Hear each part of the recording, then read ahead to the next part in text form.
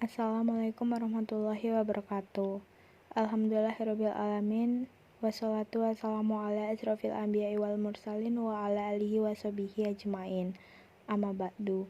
Pertama-tama marilah kita panjatkan puji syukur kehadirat Allah Subhanahu wa taala yang telah memberikan rahmat dan hidayahnya sehingga kita dapat mengikuti perkuliahan pada sore hari ini. Pada kesempatan kali ini, kami dari kelompok 4 akan menyampaikan materi presentasi mengenai azan, iqomah, dan sholat. Sebelum itu, izinkanlah saya memperkenalkan anggota kelompok 4 yang beranggotakan saya sendiri, Anggi Bulanrikita Dewi, dan ketiga teman saya, yakni Yusril Firmansyah, Prasetyo Wicaksono, dan Hafiz Hilmi Tamam. Langsung saja kita masuk ke materi pertama, yakni azan. Azan secara lughawi atau etimologi adalah menginformasikan semata-mata, sedangkan secara istilah atau terminologi adalah menginformasikan atau memberitahukan tentang waktu-waktu sholat dengan kata-kata tertentu. Makna dalam lantunan azan antara lain Allahu Akbar yang artinya Allah Maha Besar, Asyhadu alla ilaha illallah yang artinya tiada Tuhan selain Allah, dan Asyhadu alla Muhammadar Rasulullah yang artinya dan Nabi Muhammad utusan Allah. Hayya 'alas shalah yang artinya marilah menunaikan ibadah salat. Hayya 'alal falah, mari menuju kemenangan. La ilaha illallah, tiada Tuhan selain Allah. Adapun saat sholat subuh disunahkan untuk menambahkan lafaz taswib atau as-sholatu khairun minan naum 2 kali setelah lafaz hayya 'alal falah. Adapun lafaz iqomah sama seperti lafaz azan, hanya saja cukup dibaca sebanyak 1 kali. Sedangkan untuk iqomah subuh tanpa membaca taswib, namun diganti dengan lafaz qad qamatis sholat 2 kali. Syarat sah azan: 1. Telah masuk waktu sholat. 2. Berniat azan. 3. Dikumandangkan dengan bahasa Arab. 4. Tidak ada kesalahan dalam pengucapan lafaz azan yang merubah maknanya. 5. Lafaz-lafaznya diucapkan sesuai dengan urutan. 6. Lafaz-lafaznya diucapkan bersambung. 7. Azan diperdengarkan kepada orang-orang yang tidak berada di tempat muazin. Sunah-sunah seorang muazin: 1. Berwudu. 2. Menghadap ke arah kiblat. 3. Berdiri waktu menyeru azan ataupun qomat. 4.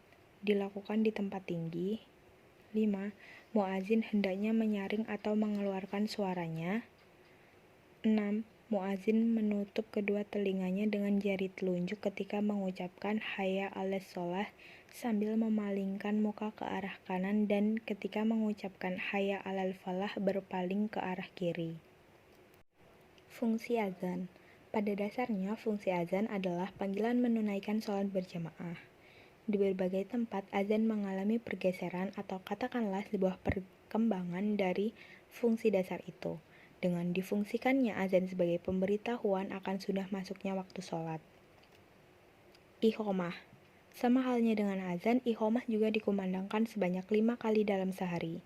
Tetapi iqomah terkadang tidak terdengar karena dikumandangkan dengan suara yang lebih lirih dibandingkan dengan azan.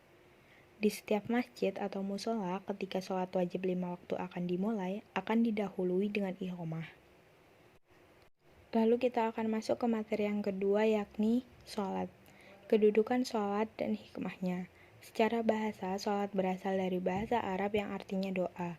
Sedangkan menurut istilah, sholat adalah serangkaian kegiatan ibadah khusus atau tertentu yang dimulai dengan takbiratul ihram dan diakhiri dengan salam. Lalu, siapakah orang yang wajib mengerjakan sholat? Imam Abu Suja menjelaskan bahwa ada 3 syarat utama yang menjadi syarat wajibnya sholat, yakni orang-orang yang beragama Islam, berakal, dan balik. Lalu, siapa sajakah orang yang tidak wajib mengerjakan sholat? Ada 6 golongan orang yang tidak wajib mengerjakan sholat, yakni kafir, anak-anak, orang gila, mengidap penyakit ayan, mabuk, dan perempuan haid dan nifas. Hukum meninggalkan sholat. Imam Abu Hanifah, Imam Malik, dan Imam Syafi'i mengatakan orang-orang yang meninggalkan sholat adalah orang-orang yang fasik dan tidak kafir. Namun mereka berbeda pendapat mengenai hukumannya. Menurut Imam Malik dan Imam Syafi'i, orang yang meninggalkan sholat diancam hukuman mati sebagai had. Sedangkan menurut Imam Abu Hanifah, dia diancam hukuman sebagai takzir atau peringatan bukan sebagai hukuman mati. Sekian presentasi dari kelompok 4. Apabila ada kesalahan kami mohon maaf. Wassalamualaikum warahmatullahi wabarakatuh.